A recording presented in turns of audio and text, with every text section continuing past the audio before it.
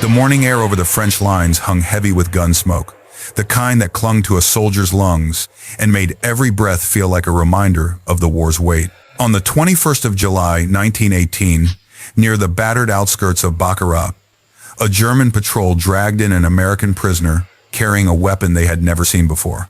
It was short, rugged, almost unremarkable, until they held it, studied its steel, and realized it wasn't built for the open fields of Europe, but for the cramped, suffocating geometry of the trenches.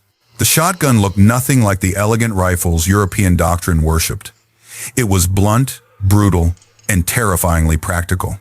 In a world where soldiers met at 5 meters, where corners decided life and death, this simple American tool rewrote what close-quarters combat meant. Why did such an ordinary weapon unsettle the German general staff so deeply? And how did a design rooted in American farms and police stations become one of the most feared instruments of the First World War?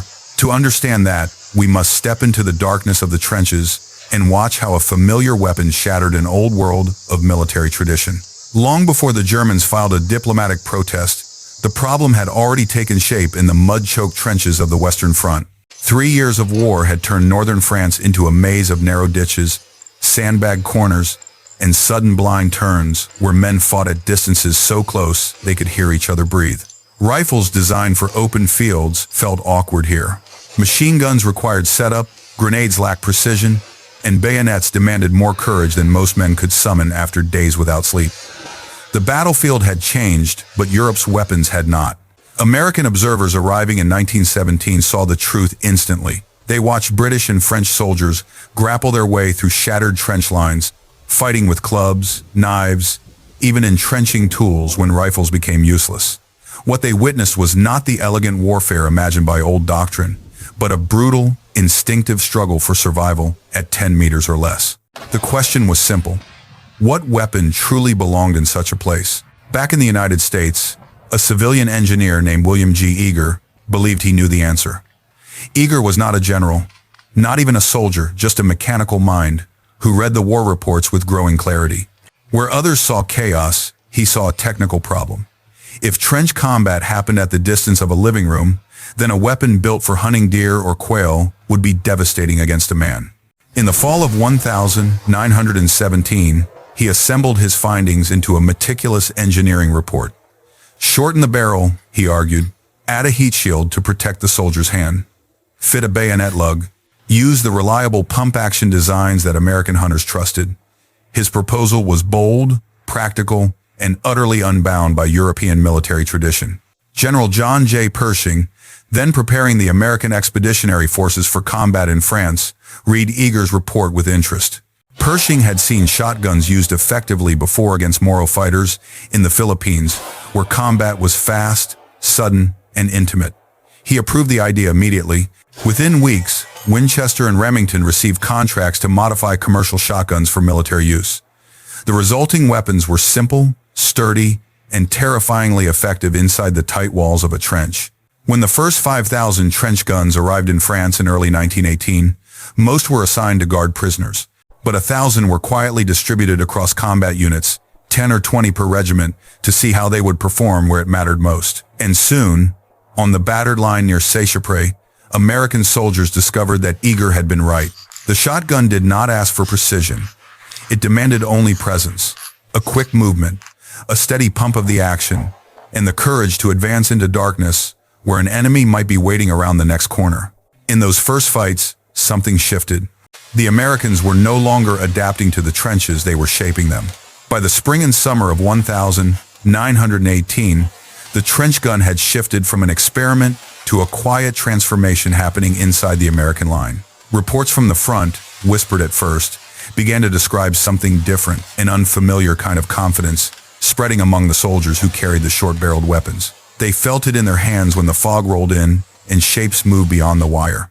They felt it when German Stormtroopers, seasoned by years of trench assaults, tried to close the distance that once ensured their success. The Battle of Seicheprey had offered the first glimpse, but the dense woods of Belleau Wood revealed the shotgun's true nature.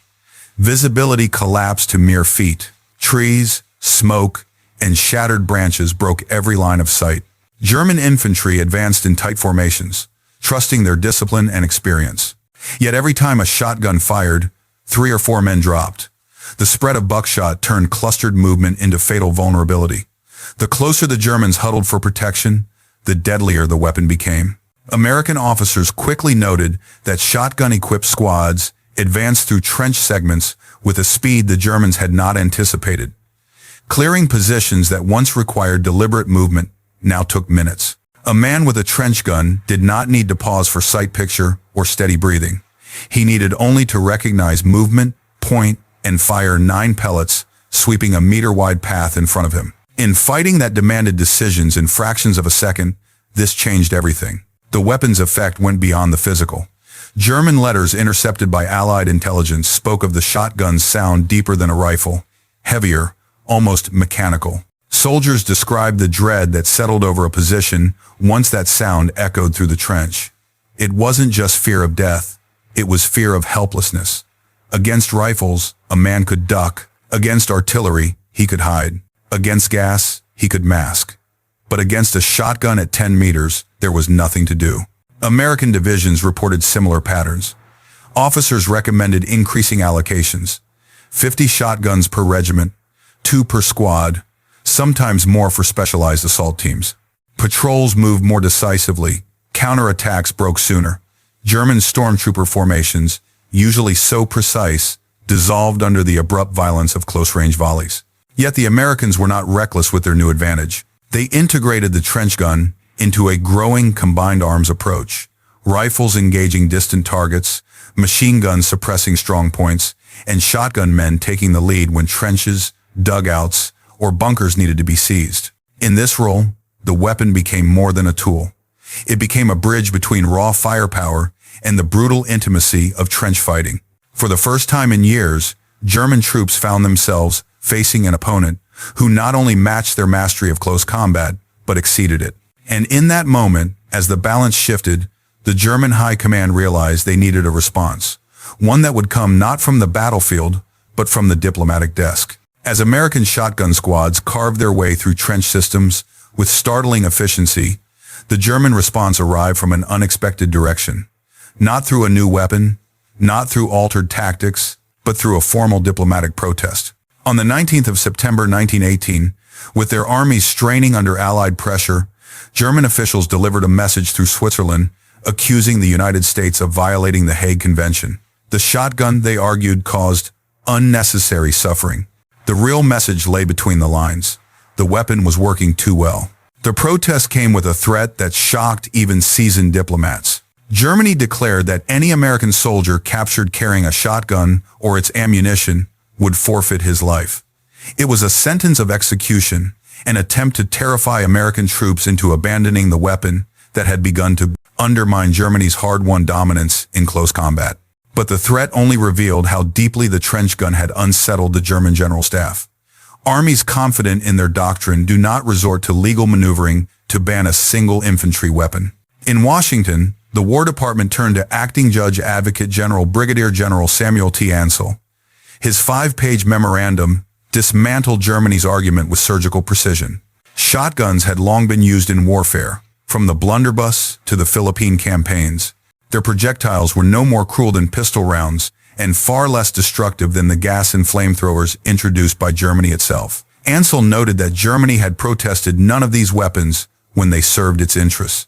The protest, he wrote, was destitute of good faith, a diplomatic veneer for a tactical problem. Secretary of State Robert Lansing responded with equal clarity. The United States rejected the protest entirely.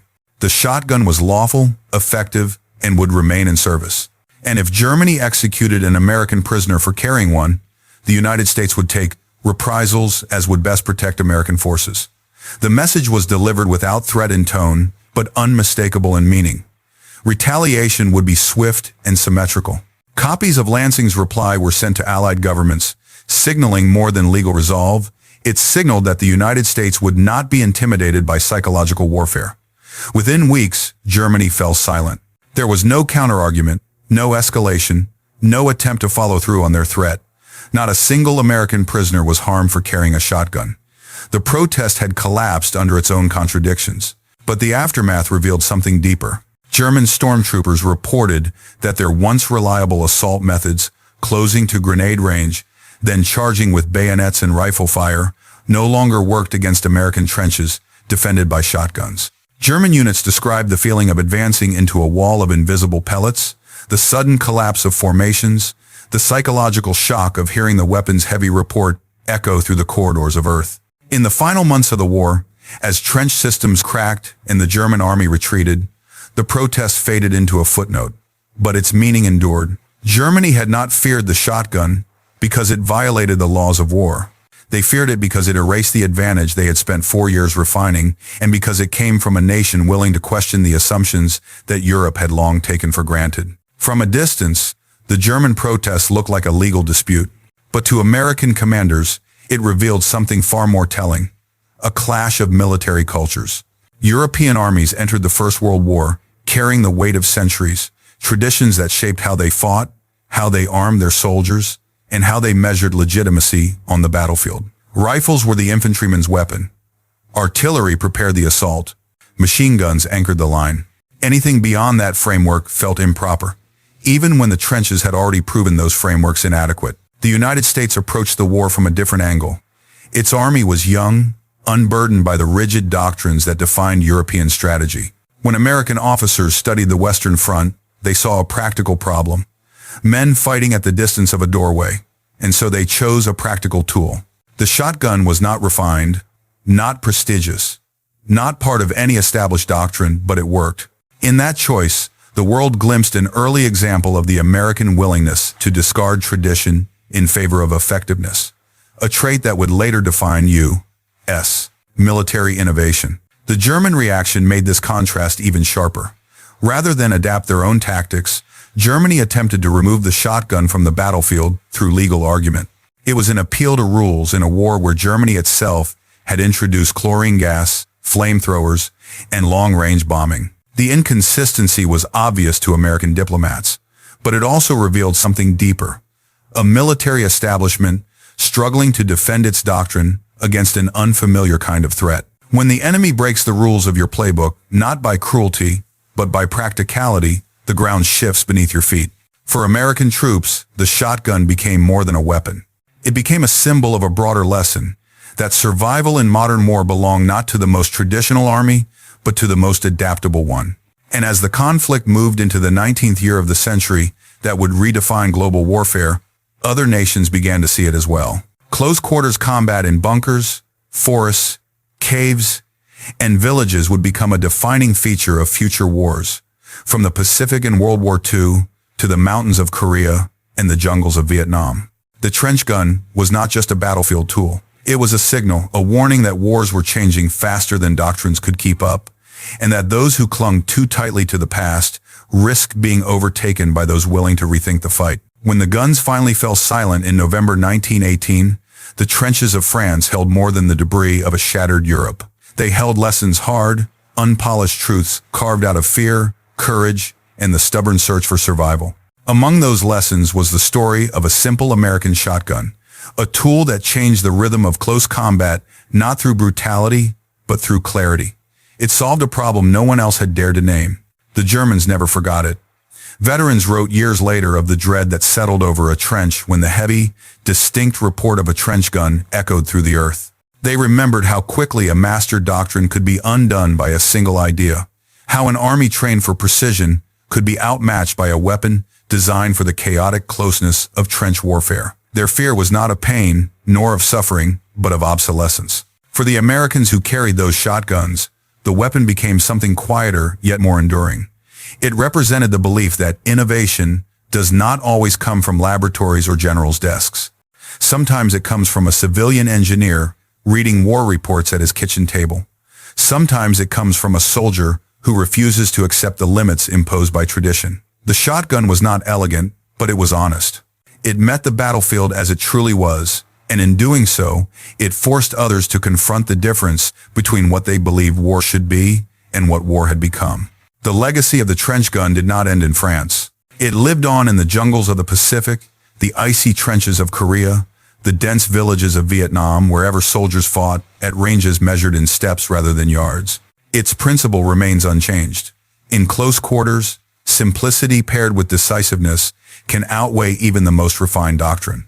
And perhaps that is the question the story leaves us with today. In a world shaped by past wars and future uncertainties, what matters more, the traditions we inherit or the adaptability that keeps us alive? If this chapter of military history resonates with you, consider staying with us as we explore the conflicts, decisions, and innovations that shape the world we live in. And tell us, what lesson do you believe the shotgun truly taught the armies of 1918? Your perspective keeps history alive.